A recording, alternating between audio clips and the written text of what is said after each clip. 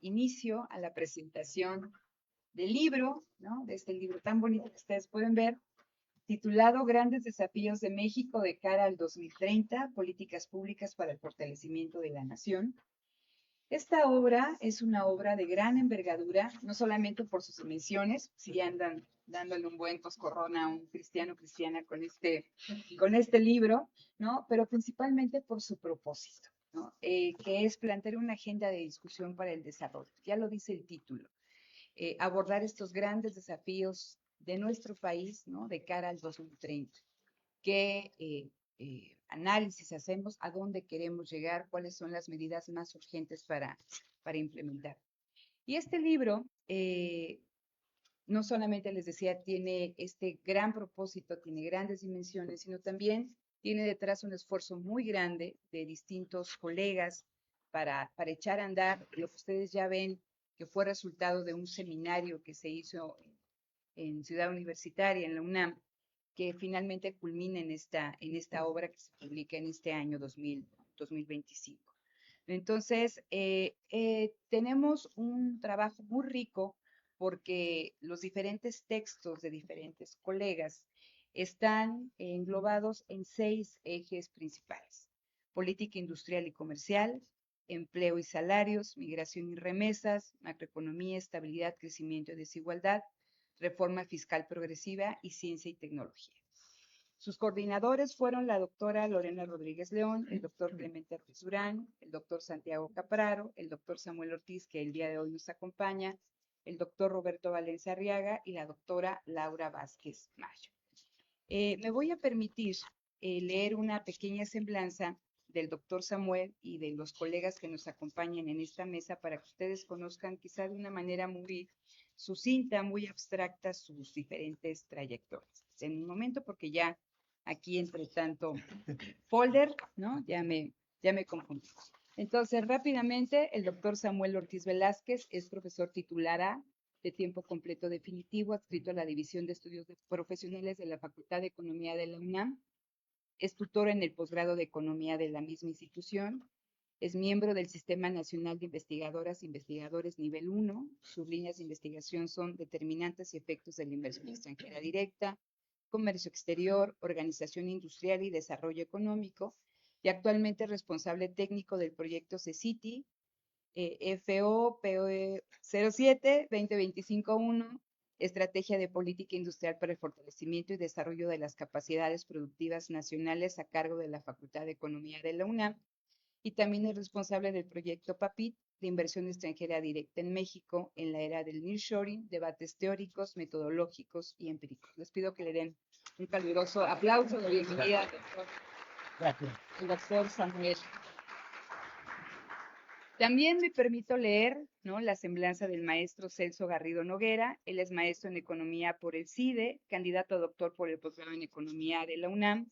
Es profesor distinguido de nuestra institución, designado por el Colegio Académico en 2009, y es premio a la investigación en las ciencias sociales, también aquí de la UAM, en 2009.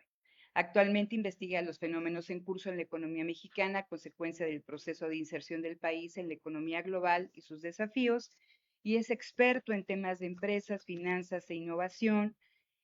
Ha realizado diferentes estudios para organismos internacionales y nacionales como CEPAL, BID, CELA, OMPI, la Organización de Estados Americanos. Ha publicado 19 libros y más de 70 artículos sobre los temas de su especialidad, tal como el desarrollo innovador, financiero y empresarial. También les pido un caluroso aplauso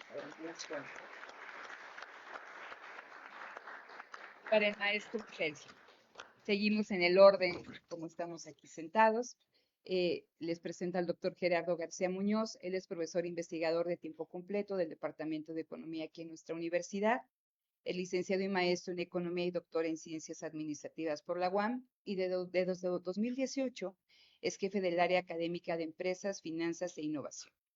Imparte docencia a nivel licenciatura y posgrado y se especializa en temas macroeconómicos, y también está a cargo de los seminarios sobre moneda, finanzas y desarrollo.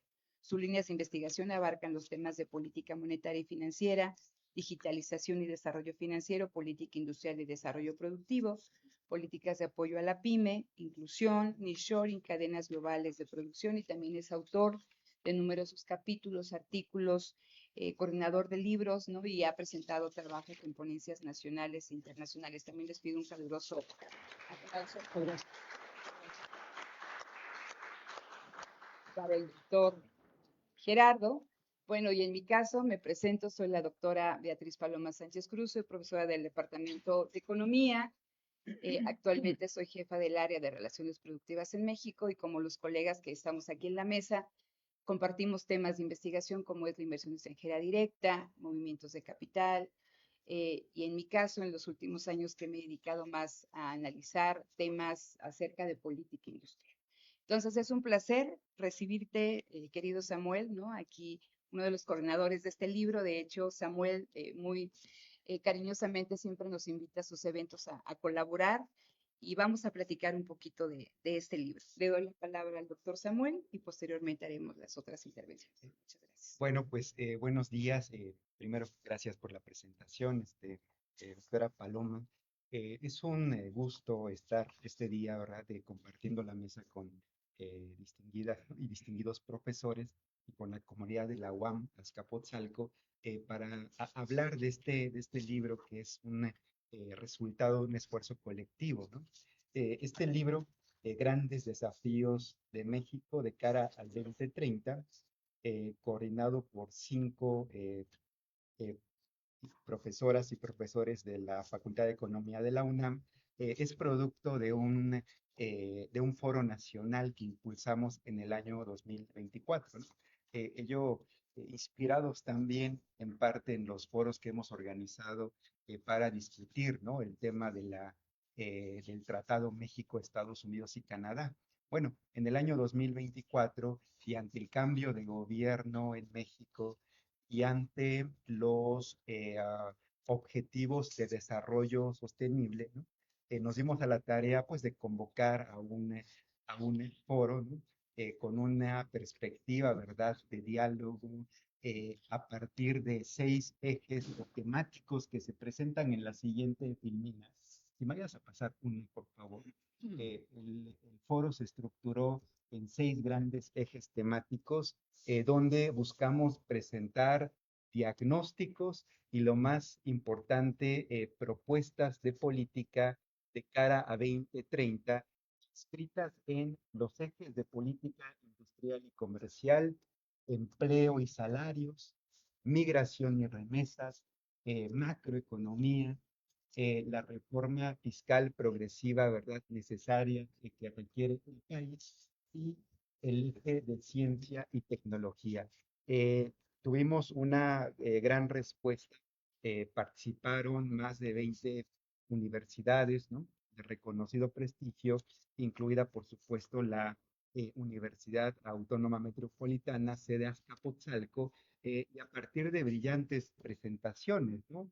De hecho, es importante señalar que en el foro participaron justamente profesores de esta UAM Azcapotzalco, Celso Garrido y Gerardo García, Beatriz Paloma Sánchez y el profesor Jaime Alberto Prudencio, ¿no? Participaron 20 instituciones. Logramos una convocatoria que se materializó en más de 50 presentaciones. Y luego de este espacio de discusión, la siguiente etapa consistió, ¿verdad?, en convocar a las y los participantes a que consideraran participar en una publicación colectiva, ¿no? Y es así como este día nos encontramos, ¿verdad?, con este material, ¿no?, que reúne precisamente los aportes de 30 especialistas, ¿no?, en estos 6 ejes temáticos. Tenemos una presencia, y podemos avanzar uno más. Como se muestra en la siguiente lámina, tenemos participación de académicos de la UAM Azcapotzalco, de la UAM Iztapalapa, de la ahora Benemérita Universidad Autónoma de Chiapas, de la UAP, ¿no?, del Colegio de México, ¿verdad?, y de diferentes dependencias de la propia Universidad Nacional Autónoma de México, incluida la Facultad de Economía, ¿no? Y claro, cada uno de los coordinadores se hizo cargo de armar, ¿no? De integrar un eje temático. Y tuve el gusto de coordinar justamente el eje temático número 1, dedicado a el abordaje de la política industrial y comercial, ¿no? En este eje temático participaron 13 especialistas, ¿no? Y claro, en este esfuerzo de políticas industriales y comerciales, el punto de partida es que se reconoce, ¿no? Que con el arribo de los gobiernos de Morena al gobierno de México, hay un viraje de la política industrial y comercial hacia un enfoque más activo, ¿no? Y cómo ello se ha plasmado ya en la publicación de dos documentos diagnóstico. En el año 2019 se publicó el Decálogo de la Política Industrial y en septiembre de 2022 el documento Estrategia rumbo a una política industrial. Eh, y fue justamente durante el año 2023, el último año de gobierno, ¿verdad?, del expresidente López Obrador, que se avanzó del diagnóstico a la acción a través de una serie de decretos de políticas industriales y comerciales, ¿no? Y esta tendencia continuó durante el primer año de gobierno de la presidenta Claudia Sheinbaum. Hay que recordar que ante la incertidumbre que generó la caótica política comercial de Trump y sus efectos en el fenómeno de la relocalización, porque antes de Trump 2.0 se solía colocar a México como un país muy atractivo en materia de comercio e inversión a partir de empresas, ¿verdad?, que buscaban procesos de deslocalización cercana, eh, aprovechando el factor de la vecindad geográfica, en el caso de América del Norte, la vigencia del Telecan y luego Temec, y el ingreso al principal mercado de exportación con aranceles preferenciales. Bueno, como sabemos, estos proyectos de inversión por relocalización se vieron en parte pausados desde el mes de febrero, producto de la incertidumbre que generó la caótica política comercial de Trump, ¿no? Y en respuesta a ello, el gobierno de la presidenta Claudia Sheinbaum relanzó la estrategia conocida como Plan México, ¿no? Tenemos que recordar cómo esta estrategia nace en el gobierno de López Obrador, cuando López Obrador encomienda al exsecretario de Hacienda Ramírez de la O diseñar un programa de sustitución de importaciones asiáticas que permitieran detonar crecimiento económico. Y bueno, ante el fenómeno Trump se decidió, ¿verdad?, relanzar esta estrategia conocida como Plan México, ¿no?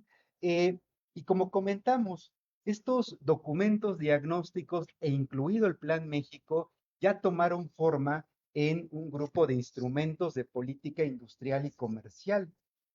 Y de hecho, ello se ha plasmado en lo siguiente, ¿no? De junio de 2023 a agosto de 2025 se han publicado 13 decretos, 8 que buscan fomentar la inversión privada y 5 en materia de aranceles y en materia de programas de importación temporal, conocido como IMEX. Lo que nos llama la atención en el libro es que eh, hasta el momento, y será, me parece un tema que podemos abordar en esta mesa, la inversión privada no está reaccionando a esta batería de instrumentos, ¿no? En un entorno de barreras arancelarias en Estados Unidos y en México, aplicada por ambos países a productos chinos, la propia estrategia Plan México, bueno, la inversión extranjera directa y las exportaciones recuperaron su dinamismo. En contraste, en contraste con estos más de 41.000 millones de dólares, ¿no? Que la Secretaría de Economía anunció hace algunas semanas, ¿no?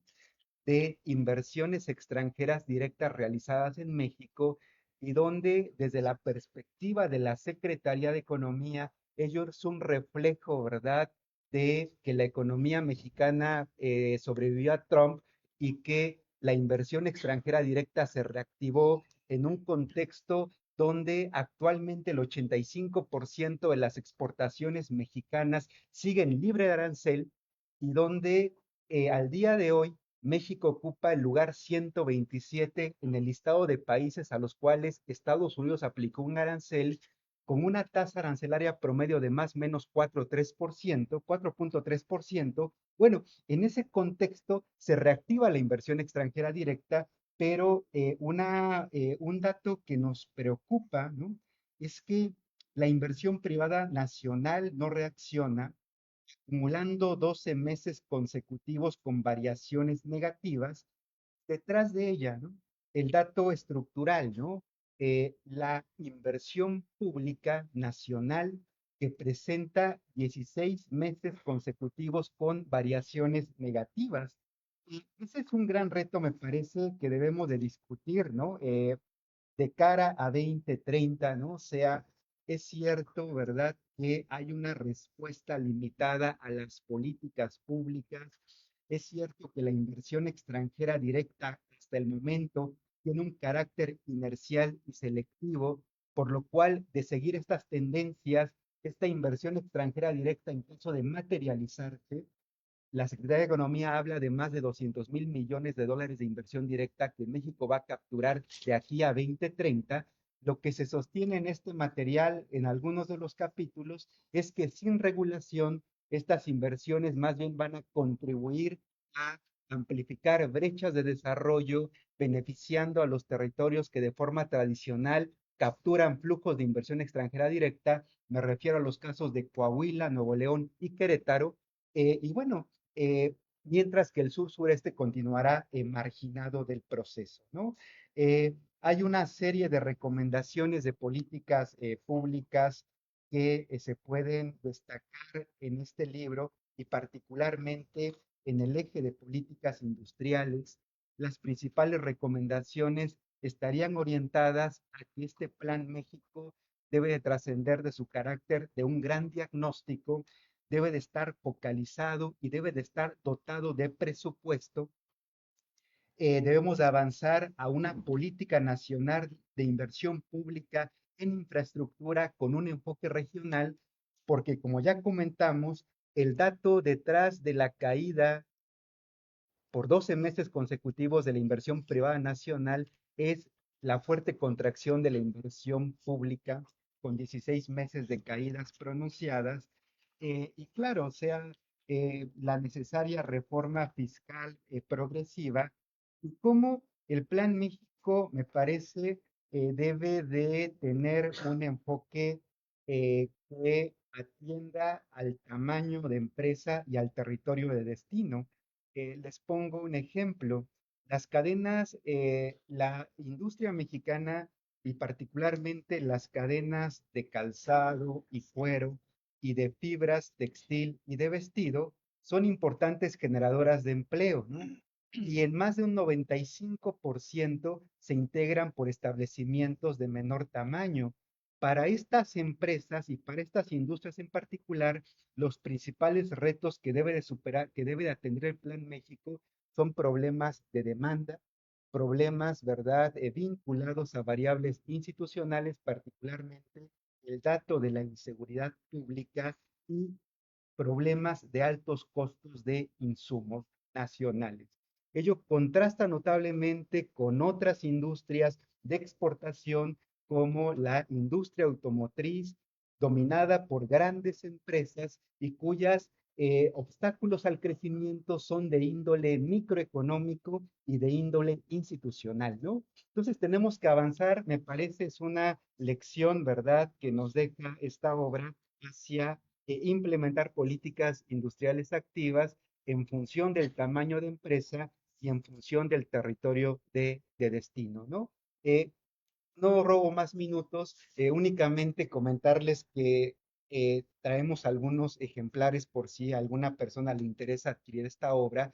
Son 30 capítulos que recopilan, eh, que recopilan contribuciones de académicas y académicos de gran trayectoria académica, como el caso del profesor Celso Garrido, ¿verdad?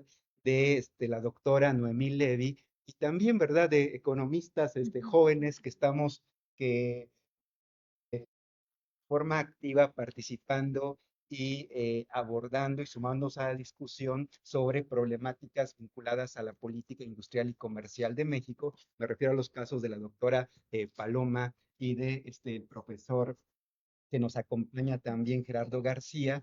Y bueno, solamente una invitación a consultar la obra y nuevamente muy contento y agradecido de estar este día No, muchas con gracias. ustedes. Muchas gracias.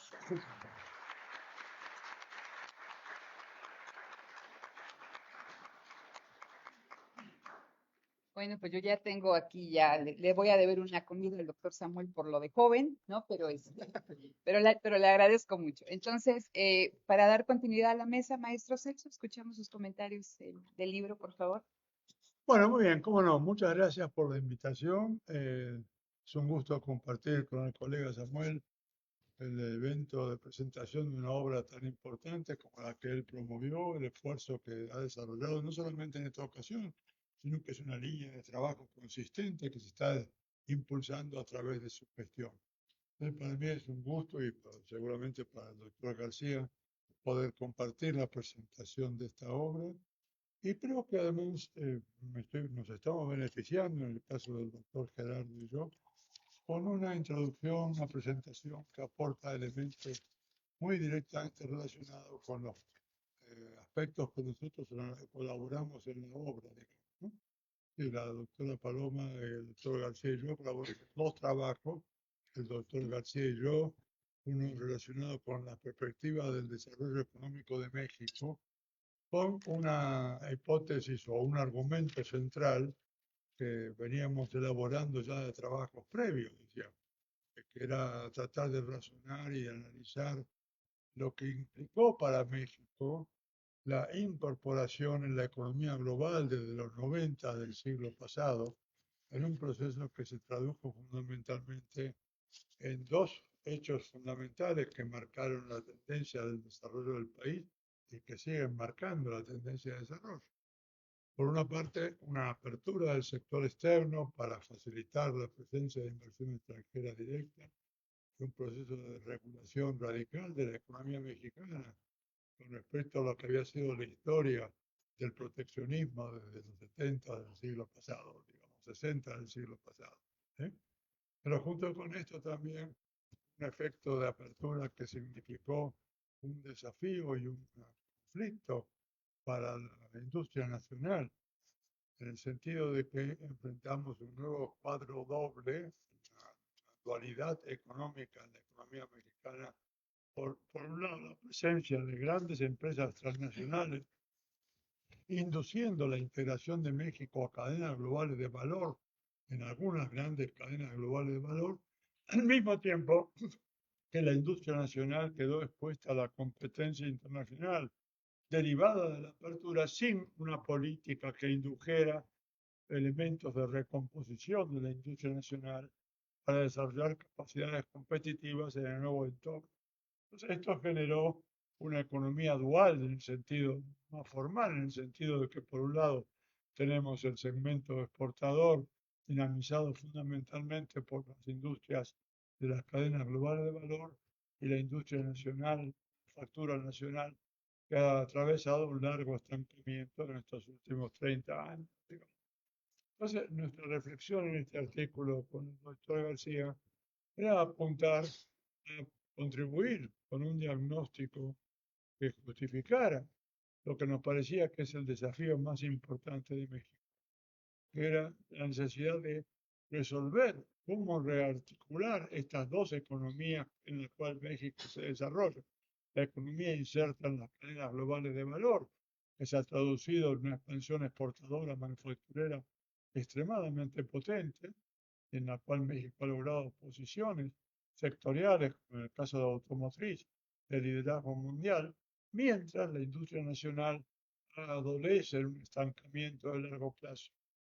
Eso significaba para nosotros, en este argumento, la necesidad de que el país enfrentara una propuesta de reforma estructural en la cual se buscara una rearticulación de estos dos elementos, superando una polarización de mercado externo y mercado interno, que llevara a una dinámica de crecimiento sostenido de largo plazo.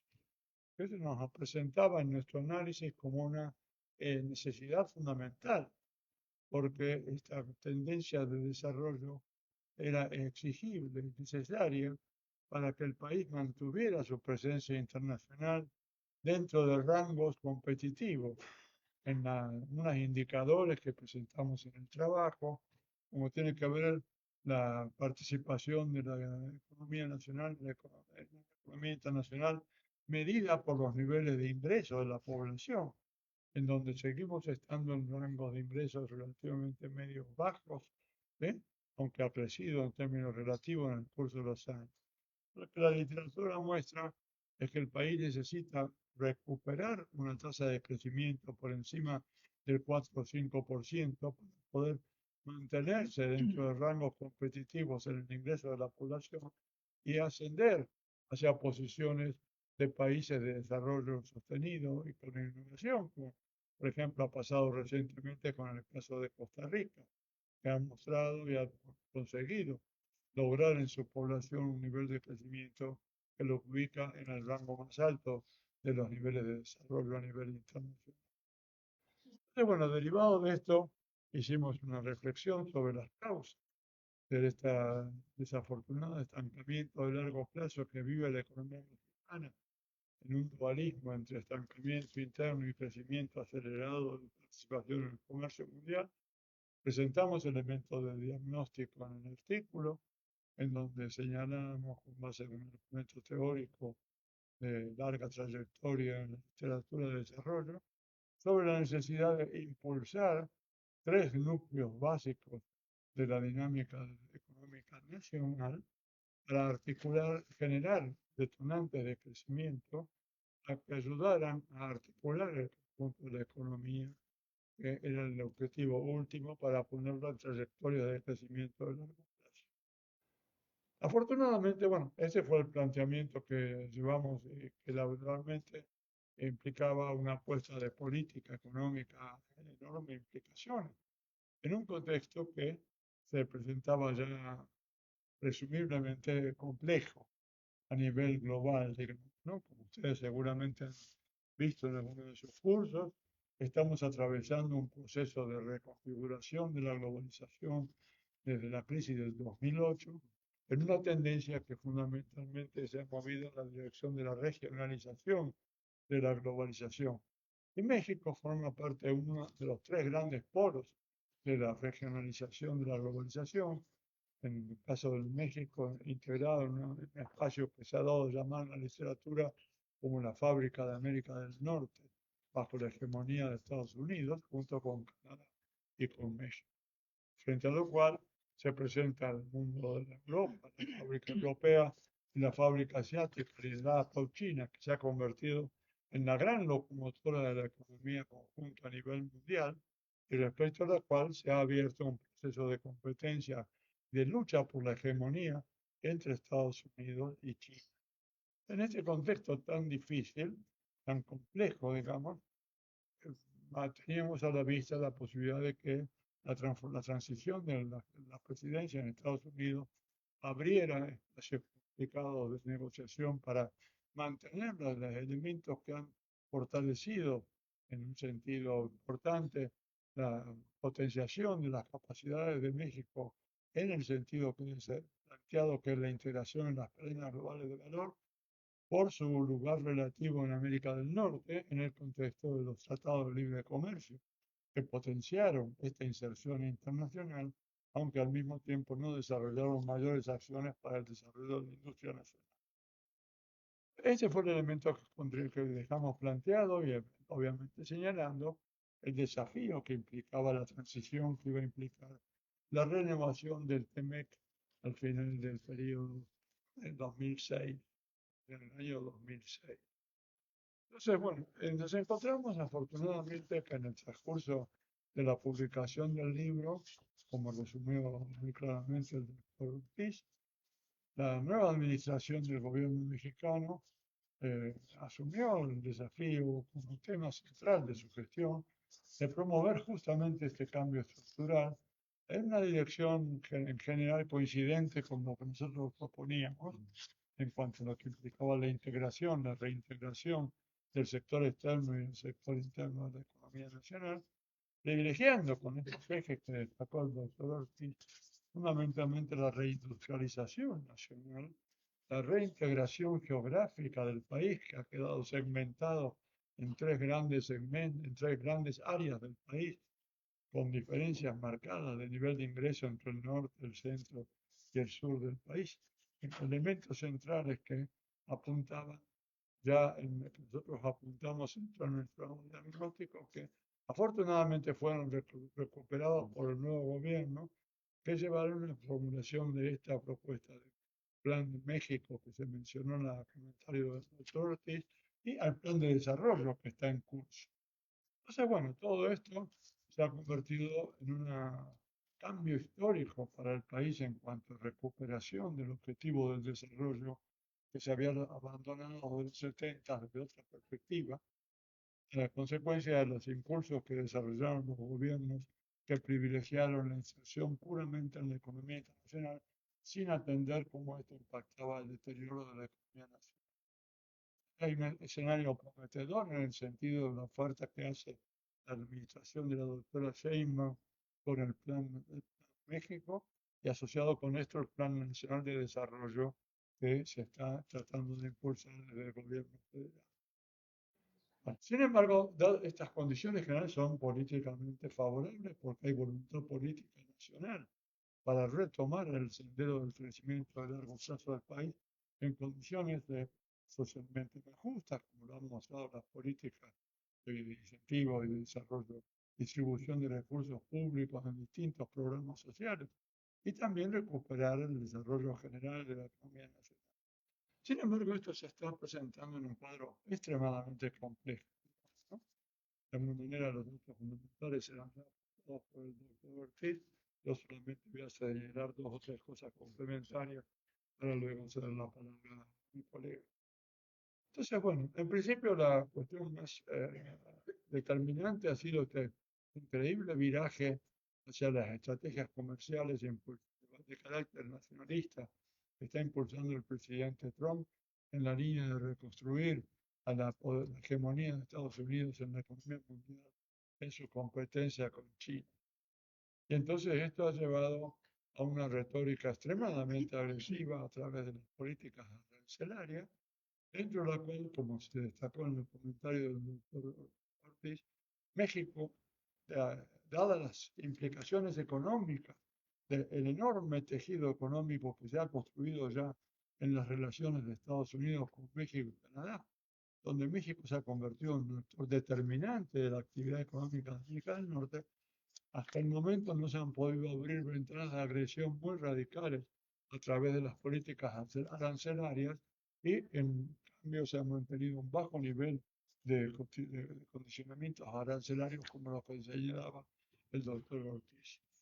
Este es un fenómeno que ha favorecido relativamente, pero que está sujeto a incertidumbre porque estamos todavía en el proceso de renegociación del TTEC que se va a desarrollar en el 2000, va a cerrar en el 2026.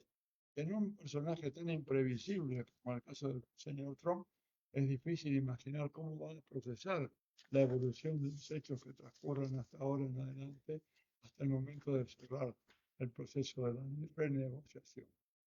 Las señales de corto plazo han sido favorables en el sentido de, como ya se destacó, de un incremento sostenido de la inversión extranjera directa y un incremento de las exportaciones, muy importante, digamos, con un cambio interesante e intrigante en cuanto a la importancia relativa de las cadenas globales de valor que generan esta dinámica exportadora, porque hay un relativo descenso del comercio exportador automotriz y en cambio están creciendo los otros sectores de las cadenas globales de valor, y asociadas con electrónica, o con química, etcétera.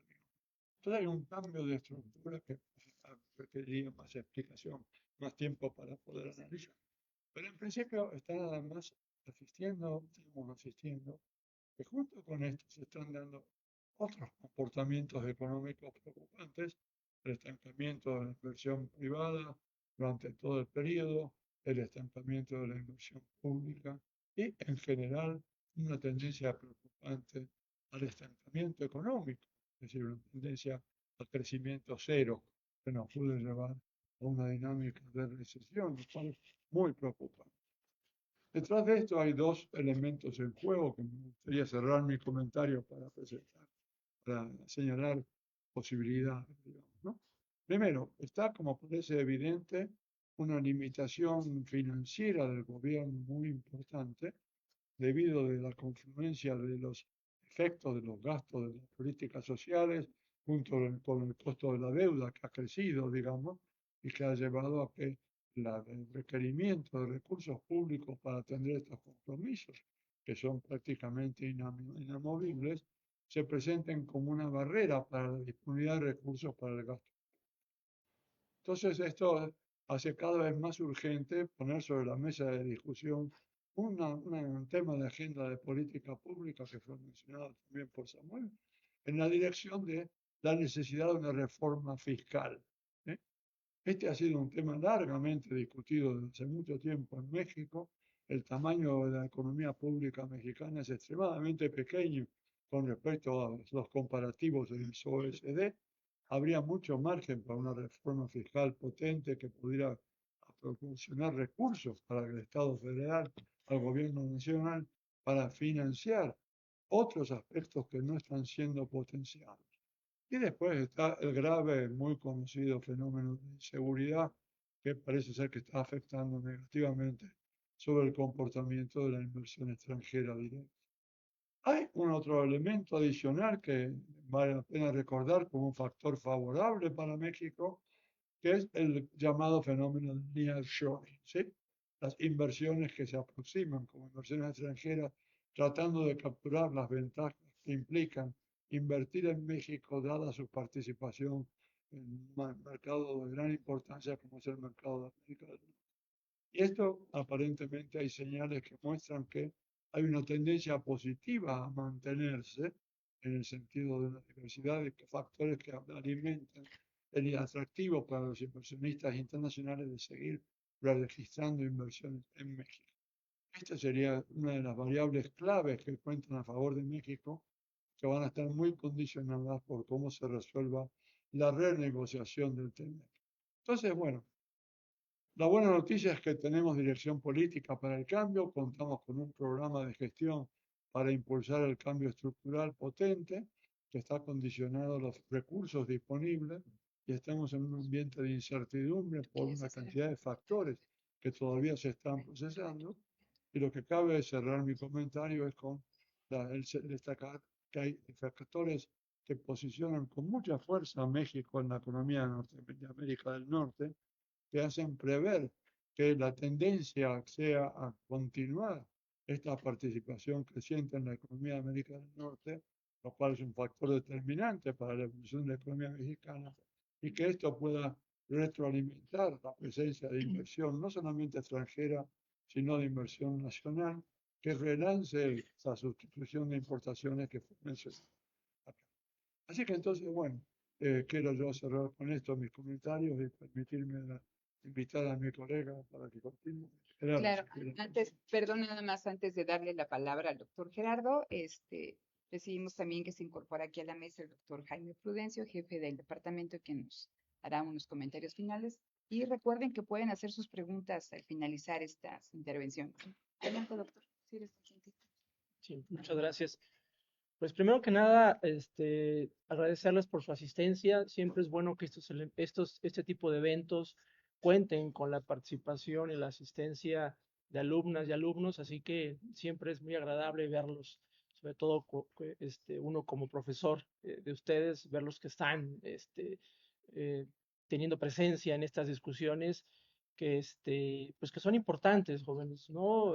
Sobre todo en el marco que hoy nos reúne y que también agradezco primero que nada al doctor Samuel por la invitación a participar en la obra y felicitarlo, porque al final de cuentas esta obra pues implica, como se ve, ¿no? Como se ve, un gran esfuerzo, un gran trabajo y una gran convocatoria para colegas de diversas instituciones. Así que felicidades, Samuel, y gracias por la invitación. Bueno, pasando a otra cuestión, pues nuestra aportación básicamente en esta obra colectiva implica justamente una propuesta de cambio estructural que permita salir justo de lo que acabamos y de lo que se está un poco planteando ahorita, me parece como parte de la discusión, que es salir de esta situación de bajo crecimiento estructural de la economía, ¿no? Y ya se han hecho mención de algunos elementos, ¿no? Relacionados sobre todo pues con la inversión extranjera directa, con la participación de México, un poco desigual en las cadenas globales de valor, ¿no? Su inserción en la economía mundial. Por otra parte, la fuerte dependencia de un sector manufacturero, que además tiene el tema del valor agregado nacional, que resulta ser también bajo, ¿no? En el contenido nacional y que de repente no permite capturar ese valor que uno pensaría tener este, ser un país, ser un país con, con una presencia importante a nivel internacional en las cadenas globales de valor, pero que no permite hablar de una captura de valor que impulse el crecimiento económico. Me parece que ese es un tema importante, ¿no? La inversión extranjera directa, que ya se hizo mención, que ha sido muy dirigida a cuestiones, sobre todo mm, de sectores muy específicos que tampoco han podido impulsar de manera estructural el crecimiento económico, ¿sí? Y el otro componente que nosotros incorporamos en nuestra contribución a la obra, que es la parte de la productividad. No es un tema menor. De hecho, tendría que ser uno de los principales elementos a considerar de cómo hacemos que la productividad en este país pueda incrementarse, ¿no? Que realmente se traduzca y que permita tener un impacto positivo en la economía nacional.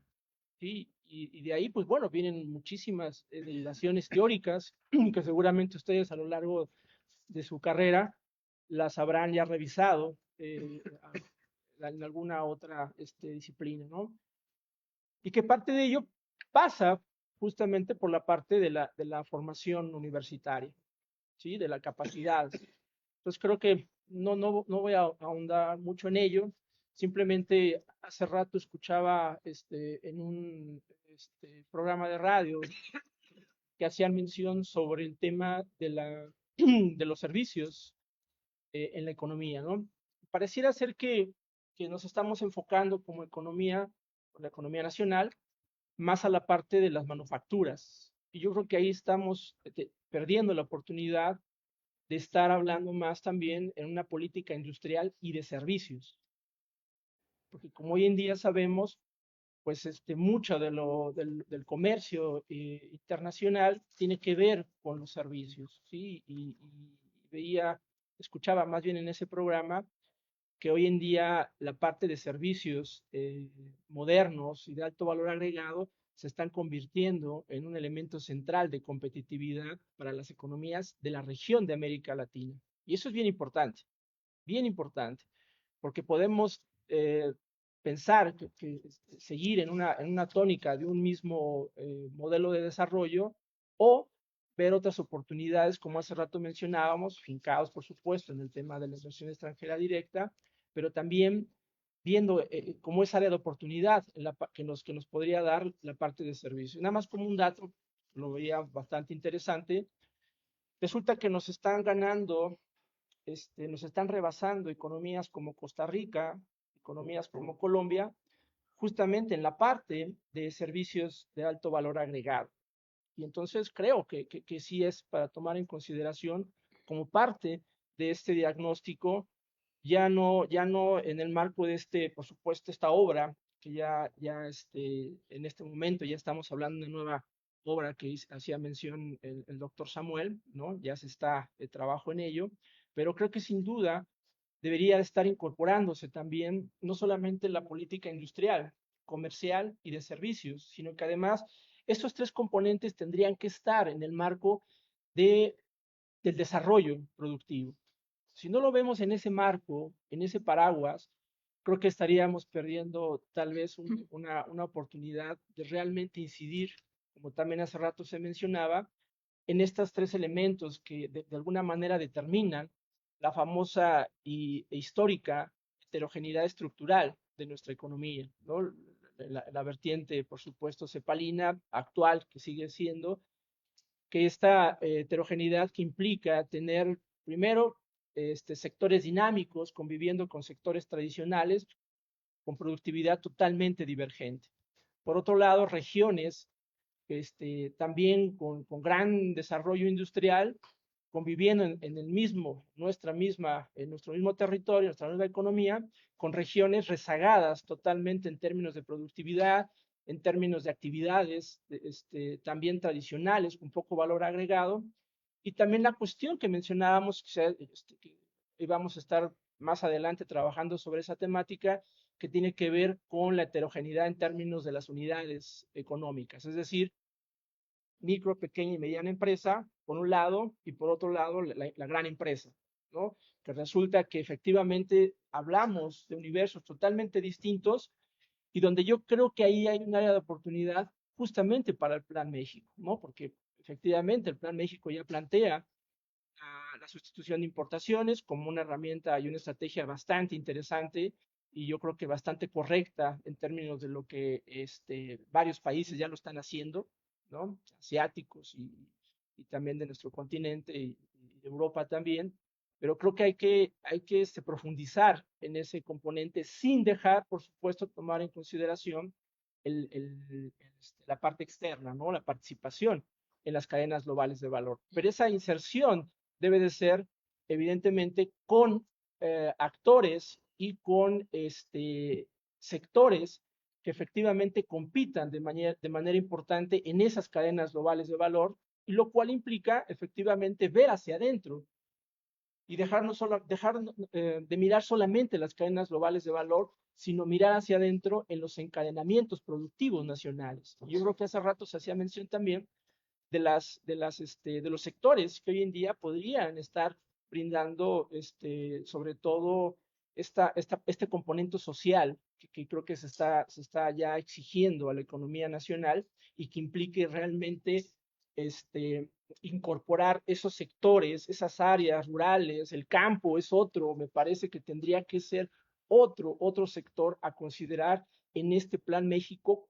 Como ustedes saben, la seguridad alimentaria es un tema central para toda economía. Y hoy en día, ustedes saben, muchos de los alimentos, inclusive de granos básicos, tienen una gran dependencia del sector importado. Entonces, creo que esa también tendría que ser un elemento, una estrategia central también en la economía. Entonces, eh, creo que los retos siguen estando presentes, ¿sí? Y yo esperaría, como lo hemos estado haciendo ya aquí a lo largo del tiempo que estamos convocados, esperaríamos que por supuesto, el Plan México tuviera ya una parte tangible, medible, más allá de los anuncios que se han hecho de inversión extranjera directa, que se han caído algunos y además algunos importantes, ¿no? Me parece que tendría que tener ya una medición más tangible en este tema de la productividad, pero también en otros elementos que me parecen también centrales, ¿no? Que es la inserción de la pequeña y mediana empresa en las cadenas globales de valor y en los tejidos de las cadenas, de los encadenamientos nacionales, ¿no? Sí a partir de la política industrial, sí a partir de la política comercial, sí a partir de la política de servicios, pero en esa idea, ¿no? De poder incluir todos los sectores que tuvieran que estar haciendo justamente ese crecimiento sostenido, crecimiento económico sostenido, pero también inclusivo de todos los sectores de la población, ¿no? Me parece que eso sería parte de mi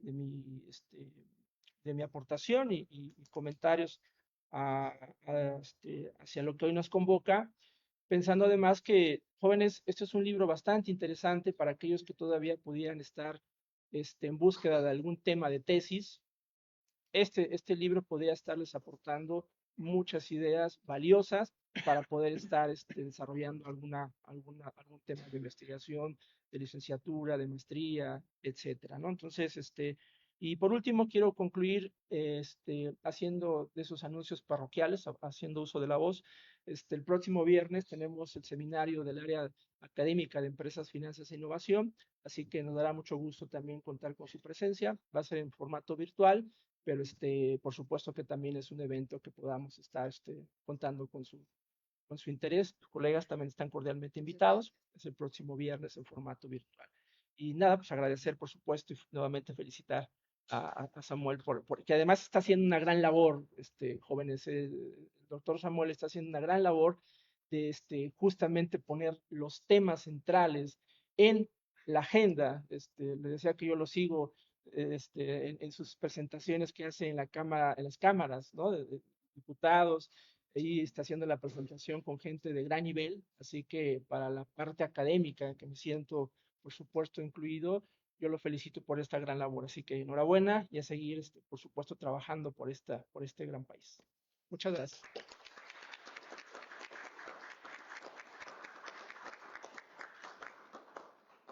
Bueno, finalmente, para que no se nos desesperen, voy a realizar una intervención bien pequeña y creo que afortunadamente cuando uno es el último, te beneficias de ya todo lo que dijeron los demás en términos de contexto.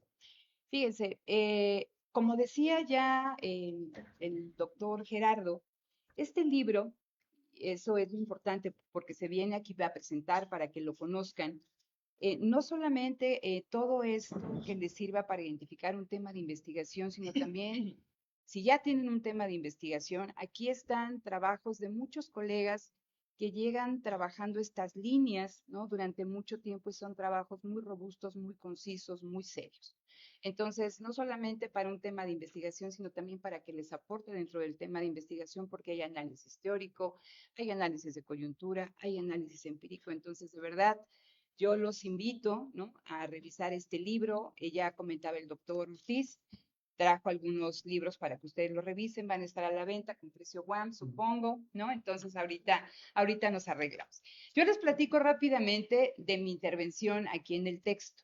Si ustedes escucharon, los que estamos aquí presentes, también el doctor Jaime, hicimos contribuciones en el eje de política industrial y política comercial. Y de repente, no sé si ustedes se han dado cuenta, como que la política industrial se puso de moda. Cuando antes era un tema tabú, ahora la política industrial está de moda. Podemos hablar de política fiscal, política monetaria, política arancelaria, pero cuando hablabas de política industrial, era algo que no debíamos hablar. Y eso también fue un problema, porque quizá de manera explícita no se hablaba, pero de manera implícita los países la seguían haciendo. Aquí en México nos olvidamos quizá de la política industrial o de ponerla ahí como un eje de debate, y eso también va a tener un problema, porque algo que no se nombra, como ustedes más, no se ve, no se discute, ¿no? Y no puede avanzar. Entonces, a raíz de la crisis de 2018 y estas tensiones geopolíticas entre Estados Unidos y China, empezamos a hablar de política industrial y empezábamos a revisar qué había hecho China en materia de política industrial. Entonces, se empezaron a hacer revisiones desde la Unión Europea para tratar de desempacar o analizar la política china, ver qué podía utilizarse en la Unión Europea, en Estados Unidos. Y esa preocupación, ¿por qué era? Porque había una gran brecha de competitividad basada en la productividad entre China, Estados Unidos y muchas economías europeas. Entonces, si ustedes revisan desde la administración Biden en la Unión Europea, empezaban a ver a la política industrial y medidas de política industrial en un contexto de seguridad nacional. Y entonces, ¿no? Pues empezamos nuevamente a hablar de política industrial, qué bueno. Hay un colega también ahí en la Facultad de Economía que tiene mucho tiempo trabajando a China, ¿no? El doctor Enrique Dussel, y él dice que China no hace política industrial, ¿no? Que China hace otra cosa. Entonces ahí nos nace a mi colega, el doctor Jorge Bustamante, que él está en la FES Acatlán, y a una servidora, empezar a realizar una discusión teórica sobre el desarrollo industrial y en específico un análisis comparativo entre el modelo de desarrollo mexicano y el modelo de desarrollo chino. Yo les preguntaría a ustedes, ¿no?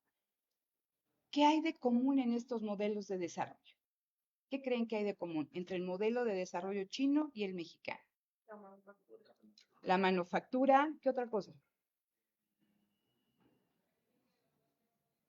No me hagan quedar mal, ¿eh? Ustedes, si les dan clases, sí. La manufactura, pero que también estamos hablando de que son modelos donde el motor del crecimiento económico está en los mercados globales, ¿no? En este modelo global exportador. Pero si vemos las diferencias de productividad en China y en México, a pesar de que tenemos un modelo, ¿no? De la misma índole, los resultados son totalmente distintos. Y en términos de competitividad y en términos de crecimiento económico. Entonces, en este documento que está en este libro, nuestro propósito es, fíjense, comparar cómo la intervención estatal ha moldeado los resultados macroeconómicos y productivos tanto en México como en China en las últimas décadas. Y nuestra pregunta de partida es, ¿qué papel debe jugar el Estado en el desarrollo industrial? Esa es una. Y la segunda, ahorita que estaba exponiendo el doctor Gerardo, dije, va a haber pelea, porque si bien yo reconozco toda esta cuestión de que los servicios son importantes, mi colega con el que soy coautora de este documento, para nosotros sigue esencial o sigue siendo un sector esencial la manufactura, porque detrás de este crecimiento chino está la manufactura. Entonces, yo les decía, ¿qué papel debe de jugar el Estado? Y hay dos grandes paradigmas, ¿no? El primero de un Estado planificador, financiador, el que ustedes conocen, ya han escuchado en sus clases, toda esta visión estructuralista de la CEPAL. Y por el lado contrario tenemos la visión neoliberal de un Estado mínimo, de un Estado facilitador. Como bien saben, ¿no? Nosotros aquí en México seguimos este modelo de industrialización sustitutiva de importaciones. Ya mencionaron en la mesa esta cuestión de la reindustrialización, otra vez la sustitución de importaciones. Eso es importante, pero significa que también sustituir importaciones no significa que vamos a dejar de importar. Quizá vamos a importar más, ¿vale? Entonces, ustedes saben que se lograron avances importantes en este proceso de industrialización, sin embargo, este modelo quedó trunco. Hay trabajos fantásticos, Fernando Feinsilber, quien habla de todo este proceso de industrialización trunca, con los conceptos del casillero vacío, ¿no? La caja negra. Pero fíjense, aquí se va a atribuir a errores de política económica, ya lo mencionaban también, esta cuestión de la falta de una política fiscal para poder recircular las ganancias que estaban teniendo estos empresarios por la vía fiscal, pero también, más allá de culpar al Estado, creo que también sería importante revisar qué han hecho nuestros empresarios nacionales. Ya lo mencionaba el doctor Samuel en su intervención, el bajo crecimiento, la baja capacidad de respuesta que ha tenido la inversión privada, ¿no? En este contexto del Plan México. Y entonces, a raíz de la crisis de los 80, nosotros tenemos que implementar los lineamientos que nos mandaban desde Estados Unidos para poder renegociar con el famoso consenso de Washington. Y ustedes saben que es liberalización comercial y financiera, ¿no? Privatizaciones, pero hablábamos de un adelgazamiento del Estado. Y entonces hablábamos de este Estado planificador y financiador que lidera un proceso de desarrollo industrial. El desarrollo estaba ligado a la manufactura. Y ahora hablamos de un Estado facilitador, regulador, un árbitro en un partido de fútbol, ¿no? Y entonces, siguiendo estos lineamientos del consenso de Washington. ¿Qué pasa en China? China también sufrió una apertura importante, pero ahí, si aquí nosotros seguimos el consenso de Washington, en China siguieron el denominado consenso de Beijing. Pero ¿cuál es la diferencia? Fíjense, Primero, una planificación estatal de largo plazo. A finales de los 40, si a ustedes les interesa este caso chino, hay una serie de planes quinquenales donde desde China se ve dónde se quieren ver en 5 años, y ahí en 5 años. Y tenemos ahorita que va a empezar, creo que el año que viene, no sé si el 14, el 14º o el 15º plan quinquenal de desarrollo. ¿Cuál es la diferencia con lo que pasó aquí en México? ¿Vale? Sí, hubo una apertura, ¿no? Otra vez toda esta cuestión de que el mercado es el mecanismo más eficiente para incentivar o para realizar la mejor asignación de los recursos productivos para impulsar el desarrollo económico. Pero en China no renunció el Estado al control de sectores estratégicos. Había una competencia muy fuerte, no solamente entre la empresa privada, sino también con las empresas estatales y comunitarias. Y aquí una cuestión bien importante que hay que tener en cuenta detrás de un proceso de desarrollo, que es el proceso de financiamiento. Antes de que se me vayan más, les comento, en este documento hay todo un desarrollo teórico que los invito de verdad a que lo analicen, pero les decía en esta cuestión de pelea a pelea, lo que hacemos el doctor Bustamante y yo, hacemos una revisión de las leyes de Kaldor, tanto para México como para China. ¿Por qué son importantes estas leyes de Kaldor? ¿No? Tenemos 3 leyes, rápidamente.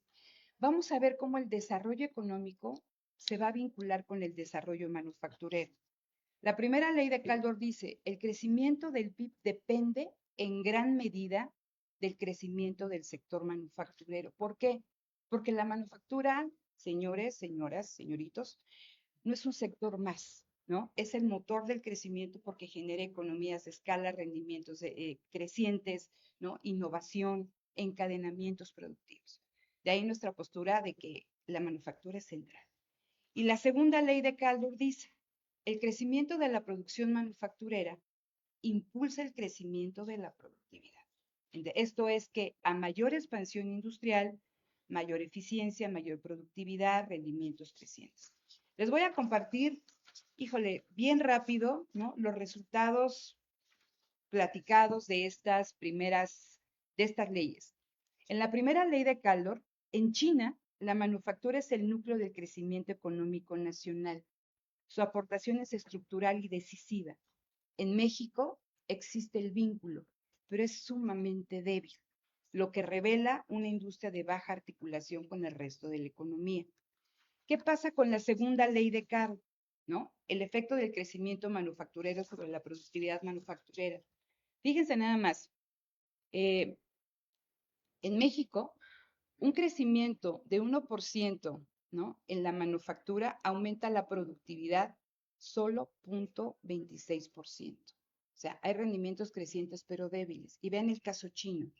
Un crecimiento del 1% en la manufactura eleva la productividad en 0.93%. O sea, hay un altísimo rendimiento creciente, ¿no? Entonces, los invito no solamente a revisar este documento del que estoy platicando, espero que les haya generado un poquito de curiosidad. Aquí está la discusión teórica, está el análisis empírico, pero cada uno, ¿no? De los trabajos que están aquí son sumamente interesantes. Los invito a revisarlos, ¿no? Y que esta presentación haya sido provechosa para ustedes. Le doy la palabra al doctor Jaime.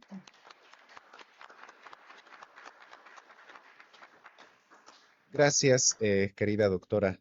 Gracias, colegas. Una disculpa por el retraso y las actividades de gestión nos mantenían atados, pero ya estamos aquí. Yo únicamente quiero cerrar esta presentación, además de agradecerle a mi colega, la doctora Paloma, jefa del área de Relaciones Productivas en México, la moderación intempestiva y emergente que desarrolló de los trabajos de esta presentación del libro. Agradecer la presencia también del doctor Samuel Ortiz, uno de los coordinadores de esta publicación, y por supuesto de mis colegas y amigos del área de Empresas, Finanzas e Innovación, el doctor Gerardo y el doctor Celso. Muchas gracias.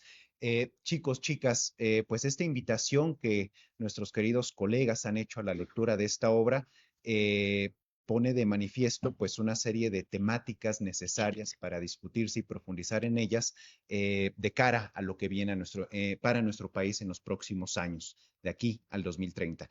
Y pues única y exclusivamente cerrar esta invitación ofreciéndoles pues una cosa padre, 50% de descuento, faltaba más, para estimular la lectura en el desarrollo de los trabajos que aquí se han presentado, además de ofrecernos el profesor Samuel un precio amigo, el Departamento de Economía, a las 3 primeras personas que adquieran esta publicación. Acá con la compañera, ¿cuál es su nombre? Con Mariana, aquí al final de la presentación les vamos a dar 50% de descuento y hasta que agotemos los 10 ejemplares que tenemos, el resto de las personas que estén interesadas, un 25% de descuento sobre el precio que nos trae el doctor Samuel. Si no traen en este momento para adquirir el libro, denle su nombre a la compañera Mariana o al compañero Josué y ahí más adelante a lo largo de la semana ustedes podrán pasar al Departamento de Economía a liquidar su deuda. ¿Vale? Muy bien, pues la invitación se traduce en eso, en un precio accesible para ustedes, para que conozcan la obra, para que tengan la oportunidad de tenerla en su casa. Es una obra, pues, cuyas características aquí ya han sido comentadas, más de 800 páginas dedicadas a 6 ejes temáticos de una diversidad de interés para ustedes que están en su formación como economistas. Queridos colegas, queridos estudiantes, pues muchas gracias por asistir a esta presentación y procedo y con esto ya. Sí. Gracias. Con esto pasamos a el cierre de esta presentación. La Universidad Autónoma Metropolitana, la Unidad Azcapotzalco, otorga este reconocimiento al doctor Samuel Ortiz Velázquez por su participación como comentarista en la presentación de este libro, Los grandes desafíos de México de cara al 2030, políticas públicas para el fortalecimiento de la nación. Muchas felicidades, doctor Samuel.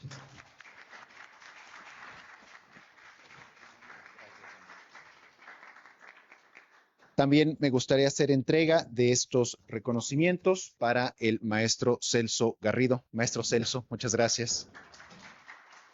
Muchas gracias. Por supuesto, también al doctor Gerardo García Muñoz. Gerardo, muchas gracias. Muchas gracias. Y desde luego a mi colega y amiga que me apoyó en la moderación de esta mesa, la doctora Beatriz Paloma Sánchez Cruz. Paloma, muchísimas gracias. Y gracias a ustedes, chicos, por aguantar esta presentación. Ponemos a su disposición el ejemplar. También gracias a los colegas que nos hicieron favor de acompañarnos y al equipo técnico en esta transmisión. Josué, Yael, muchas gracias y buenas tardes a todos y todas. Gracias.